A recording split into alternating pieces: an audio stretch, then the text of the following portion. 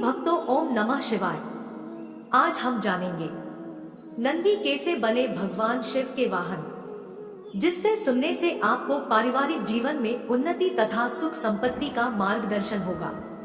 अगर आप चैनल पर नए हैं तो चैनल को लाइक और सब्सक्राइब जरूर करें, और आप शिव के सच्चे भक्त हैं तो कमेंट में ओम नमः शिवाय जरूर लिखें। तो चलिए शुरू करते हैं। जब भी हम शिवालय जाते हैं तो देखते हैं कि शिवलिंग के पास माता पार्वती, कार्तिकेय और गणेश जी के साथ नंदी भी विराजमान है। हिंदू धर्म में नंदी भगवान शिव के निवास कैलाश के द्वारपाल है। साथ ही बैल के रूप में वे उनके वाहन भी हैं। उन्हें हर शिव मंदिर में भोले शंकर के साथ प्रतिष्ठित किया जाता है। संस्कृत में नंदी का अर्थ है प्रसन्नता या आनंद। नंदी को शक्ति, समर्थता और कर्मठता का प्रतीक माना जाता है। शैव परंपरा में नंदी को नंदीनाथ संप्रदाय का मुख्य गुरु भी माना जाता है। नंदी शिव के वाहन होने के साथ ही उनके साथी और उनके गणों में सर्वोच्च है। क्या आप जानते हैं कि नंदी का जन्म कैसे हुआ? उनके माता पिता कौन थे? कैसे नंदी शिव के परम प्रिय हो गए? कैसे नंदी भगवान शिव के वाहन बने? क्यों वे शिवलिंग के साथ विराजते हैं? आज हम आपको इस बारे में विस्तार से जानकारी देंगे। नंदी के जन्म के पीछे एक पौराणिक कथा प्रचलित है। कथानुसार ब्रह्मचारी व्रत का पालन करते हुए एक बार शिलाद ऋषि को भय सताने लगा कि उनकी मृत्यु के बाद उनका संपूर्ण वंश समाप्त हो जाएगा। वे एक शिशु को गोद लेना चाहते थे, लेकिन वे चाहते थे कि जिस शिशु को वे गोद ले वह आध्यात्मिक हो तथा उस पर भगवान शिव की विशेष कृपा और आशीर्वाद हो। अपनी कामना की पूर्ति के लिए उन्होंने भगवान शिव का कठोर तप प्रारंभ किया। कई वर्षों तक वे तप में लीन रहे, जिससे प्रसन्न होकर भगवान शिव उनके समक्ष प्रकट हुए और उनसे वरदान मांगने को कहा। शिलाद ऋषि ने पुत्र प्राप्ति का वरदान मांगा। भगवान शिव शिलाद ऋषि को उनका मनचाहा वरदान देकर अंतर्ध्यान हो गए। भगवान शिव के अंतर्ध्यान होने के बाद शिलाद ऋषि ने जब अपनी आंखें खोली तो उनकी गोद में एक शिशु था। उस शिशु के चेहरे पर एक अलौकिक तेज था। शिलाद ऋषि ने उसका नाम नंदी रखा और उसका पालन पोषण करने लगे। वे उसे बहुत स्नेह करते थे, किंतु नियति ने नंदी के लिए कुछ और ही लिख रखा था। एक दिन मित्र और वरुण नामक दो संत शिलाद ऋषि के आश्रम में पधारे।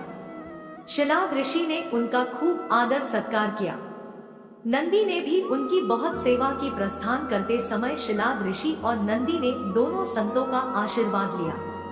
संतों ने शिलाद ऋषि को दीर्घायु और खुशहाली का आशीर्वाद दिया, किंतु जब नंदी को आशीर्वाद देने की बारी आई तो उनके माथे पर चिंता की लकीरें खिंच गई। शिलाद ऋषि ने यह तुरंत भांप लिया। जब वे मित्र और वरुण ऋषि को आश्रम के बाहर तक छोड़ने गए तो उनसे पूछ लिया कि उन्होंने नंदी को लंबी आयु का आशीर्वाद क्यों नहीं दिया। तब दोनों संतों ने उन्हें बताया कि नंदी अल्पायु है। यह सुनकर शिलाद ऋषि चिंताग्रस्त हो गए। नंदी ने जब पिता को चिंतित देखा तो उसका कारण पूछा। शिलाद ऋषि ने नंदी को पूरी सच्चाई बता दी। पिता की बात सुन नंदी हंसने लगे। आश्चर्यचकित पिता ने जब कारण पूछा तो नंदी बोले, पिताश्री, आपने मुझे भगवान शिव की कृपा से प्राप्त किया है। जिन पर शिव जी की कृपा होती है उन्हें कोई संकट छू नहीं सकता। यह कहकर वे पिता का आशीर्वाद प्राप्त कर भगवान शिव की तपस्या करने वन चले गए और तप करने लगे। नंदी का तप इतना कठोर, ध्यान इतना प्रबल और आस्था इतनी मजबूत थी कि भगवान शिव को प्रकट होने में अधिक समय नहीं लगा। शिव ने प्रकट होकर नंदी से वरदान मांगने को कहा। नंदी के पूरी उम्र उनका सानिध्य मांग लिया। तब शिव ने उन्हें बैल का चेहरा प्रदान कर अपने वाहन के रूप में स्वीकार किया और अपने गणों में सर्वोच्च स्थान प्रदान किया। शिव ने आशीर्वाद से नंदी मृत्यु के भय से मुक्त होकर अजर अमर हो गए। भगवान शिव ने गणों के अधिपति के रूप में नंदी का अभिषेक करवाया। इस तरह नंदी नंदीश्वर हो गए।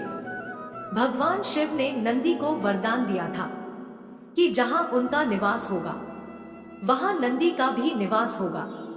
माना जाता है कि तब से शिव मंदिर में शिवलिंग के साथ नंदी की भी स्थापना की जाती है।